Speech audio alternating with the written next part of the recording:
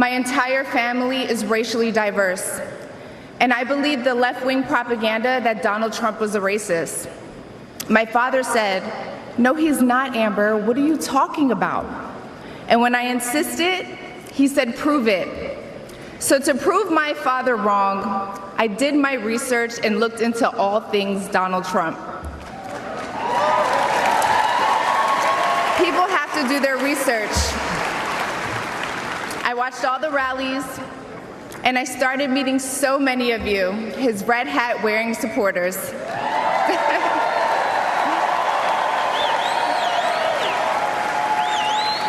I realized Donald Trump and his supporters don't care if you're black, white, gay, or straight. It's all love.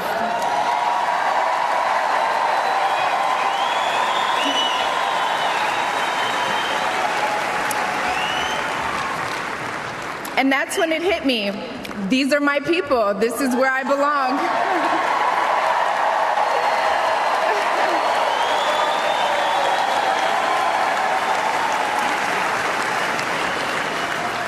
So I let go of my fear of judgment, of being misunderstood, of getting attacked by the left, and I put the red hat on too.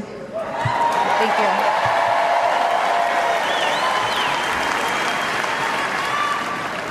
Love you too. I never felt more free and more love for my country than I do now. I want to thank my father, who's in the audience tonight, for opening my eyes. He served over 20 years in the U.S. military. Thank you for your service, Dad. Where's he at? I love you, Dad. I love you. I love you so much. Thank you. When I met the president and Melania for the first time, he was kind and generous and funny as hell. Very funny. The First Lady was gracious and smart with a smile that will brighten up any room. If you're watching this tonight, you know our country is in trouble. Just like me.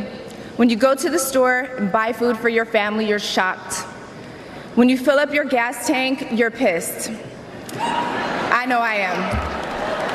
Boy, oh boy, oh boy, oh boy, oh boy. We got to talk about Amber Rose and her Trump endorsement speech at the RNC that has everybody pissed off on the right, on the left, okay? It seems that a lot of people have problems with Amber Rose giving this speech at the RNC. And on the right, you have people like Matt Walsh, who's upset. He's mad because the RNC is giving speaking time to somebody that he sees as a pro-abortion feminist and self-proclaimed, you know what, with a face tattoo, whose only claim to fame is having sex with rappers, okay? Total embarrassment. Not a single voter will be mobilized by this person, okay? Now, again, that's according to Matt Walsh, right? This is how he feels about Amber Rose. Now, here's how I feel about Matt Walsh's take, right? I feel like now is not the time to be pushing people away from the party, okay? I think now's the time to say, hey, guys, we got a lot of momentum.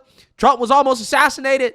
Okay, Biden's on his last legs. Literally, we're on a one-way trip to a landslide victory in this election, okay? Let's actually expand the party. Yeah, there's a ton of people who we may not agree with when it comes to social issues.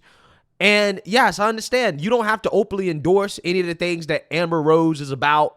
But ultimately, if she wants to be exposed to what we see as a better lifestyle or a better way of living, then I think that is smart to allow these people who want to be exposed to it. And hopefully you can change their behavior and their outlook on life. And I guess that's the best you can hope for, right? But apparently, again, Matt Walsh doesn't see it that way.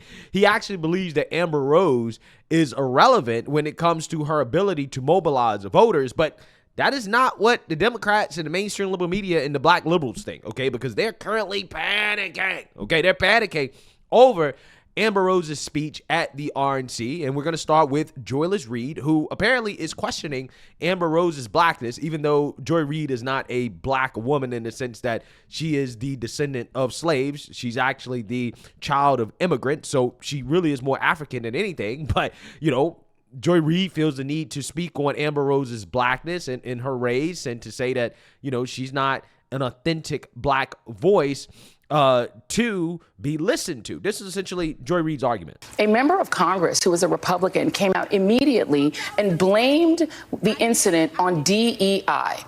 and said that the fact that there were women and black people in the Secret Service is the reason this happened. That is a member of Congress who went out on the TV and said to the world that DEI was the cause of an assassination attempt. This is where the Republican Party is. So it's ironic that they were able to recruit this young woman who, she's a racially ambiguous. I don't want to say she's black because she has said she's not. So I don't want to say this black woman, this woman who is of whatever race that she has claimed. She said she's not black. But they've brought somebody whose whole career is based in black culture. She used to be on a show on BET. That's the reason most people know who she is. She dated one of the most prominent African-American rappers in the business in the history of hip-hop. So her whole culture came from black culture, even though she says she's not a black person herself. And the fact that she is now the person they're using to try to recruit young people of color and to say that this is the person who is the endorser of Donald Trump who you should trust, when she won't even claim the culture that brought her to the table, I'm dubious that this will work. I don't know anyone who takes their political cues from Amber Rose, but just in case you do, you might want to duplicate doing your own research because she might not have done it thoroughly. Yeah, so you have the black liberals in the media doing their job, which is to essentially discredit any person that is a so-called person of color or any so-called minority as a real minority if they don't agree with Democrats. Now, again, if Amber Rose gave this speech at the DNC endorsing Joe Biden and all of the racist things that Joe Biden has said in the past, right? Do you think that Joy Reid would be giving this commentary, right? Do you think that she would be questioning Amber Rose's blackness, right? And whether or not her opinions are opinions that we should listen to? Now, in my opinion, I'm going to tell you guys straight up. I don't necessarily believe that Amber Rose is a credible person to listen to, regardless of what her opinion is. However, ultimately in the day, she is not appealing to people like me, right? She's appealing to these women who are more feminist in nature, who really care about women's rights. And she's telling them that, listen, no. The Democrats are actually the party that's against women's rights. Republicans are pro women's rights, actual women's rights. Okay, we're not talking about the women's rights that Democrats say are women's rights, which is to kill babies. No, that's not a right, right? That's not a right at all. But when you talk about protecting women from biological men and women's spaces and actually knowing what a woman is and respecting what a woman is and valuing a woman for what she is. Yeah, that is what conservatives and Republicans are all about, right? In fact, I think conservatives love women more than anybody else, right? Because we seem to value women for their God-given talent and abilities more than the left does, because at the very least, we know what a woman is, okay? And we love them so much that we don't want them to be replaced in their own spaces, okay? So anyways, the left, okay, they're extremely pissed off, right? They're extremely panicked about Amber Rose giving this speech because they know that although people like me and maybe a lot of you guys are not the target audience for Amber Rose, there are a lot of people who are not paying attention to politics who are exposed to somebody like Amber Rose and will listen to her because she has a ton of followers. And again, this is why they're getting all of their so-called minorities in the media to attack her, even the LGBTQ black man. And he's attacking Amber Rose as well, too. It strikes me when she says, the left told me to hate Trump, but when you cut through the lies, you'll realize that life was better under him. That's a resonant argument for a lot of people. Now, of course, you have to discount the fact that there was a 100-year pandemic and everything that resulted from that. But if you clip that and put it on Instagram among, the people that follow her, that could pick up a lot of traction. That resonates with folks. Well, sure. And, I would love to ask her, what lies? Like, it's one thing you could say when I cut through the lies. What lies are those? And then please tell me, how do you counter those lies you're talking about with the actual data that's there? We can talk about the emotions because economics are emotional. And if people don't feel it, I get it. In fairness, the left has vilified Donald Trump. I'm sorry, define vilified. You can argue the merits, but in fairness, the left has vilified Donald Trump. Threat to democracy, that he's a... Is that a vilification or he's an a proto-fascist? Is that a vilification? And I don't mean to argue with you, Jeff, but I disagree with this notion that the left has vilified Donald Trump. The left has pointed out multiple things he has done as president, has said as president, as a candidate for the presidency again, that deserve to be pointed out, deserve to be criticized. That's not vilification. That's acknowledging what is there for everyone to see. Now, if someone had called him, all sorts of names, in addition to that, then the name calling, I would say, is vilification. But the substance of what people are talking about, you can't call that vilification when you're hammering the guy on what he proposes for the country and to do to the country. Yeah, so according to Jonathan Capehart, he believes that calling Trump Hitler, which is something that the left does quite a bit regularly, that's not vilification. That's just facts, right? That's just facts. He also thinks that the economy is an emotional issue, guys. Listen to these clowns. Listen to these clowns. Are you hearing this? Are you hearing this guy? They pay these people millions of dollars to say that, oh no, the left doesn't vilify Trump.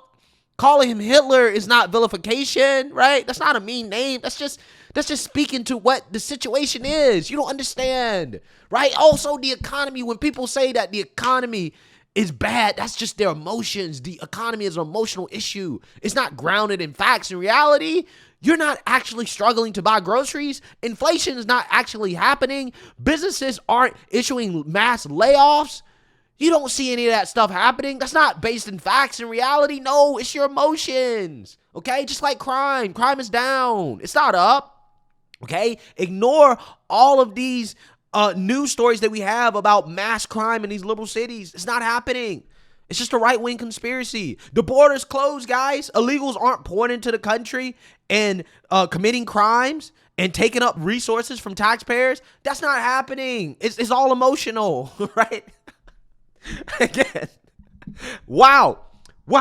Look, guys, I did not think that the media could get more unhinged than they've been over the past 3 or 4 years. But just when I think that they can't, again, become more crazy, they just turn it up to a whole new level, right? And this is what they're doing after an attempted assassination on Trump, right? Again, they're turning up the hate and vitriol to a level that we've never seen before. They simply don't care, okay? They simply don't care. But again, it's not just PBS and MSNBC, right? You also have CNN. They chimed in on the Amber Rose speech. You had Scott Jennings, who's a conservative commentator. I think, honestly, he's one of the best conservative commentators on CNN, or one of their guests, so to speak. He's going to tell the truth about Amber Rose and how, look, she's going to attract people that typically would not give the GOP a shot or look or consider Trump. She's going to make those people think. And Van Jones acknowledges that, yeah, she's dangerous, right? She's dangerous. This is full-blown panic, guys. So I looked it up, and then I called a friend of mine, and I said, do you know who this is? And they didn't know. Also a political person. But that's the point. They have put someone on the stage who reaches into this whole group of Americans who are not necessarily engaged at all in our politics or in our civics. These kinds of voices, I heard some grousing about this from some of the conservative. This is how you change the composition of the electorate. Yeah, that was probably the most dangerous speak for the Democratic coalition. That is a young woman of color. She's describing the experience a lot of people have, feeling that maybe if you're around too many liberals, you might get criticized too much, or you might not be able to speak your mind.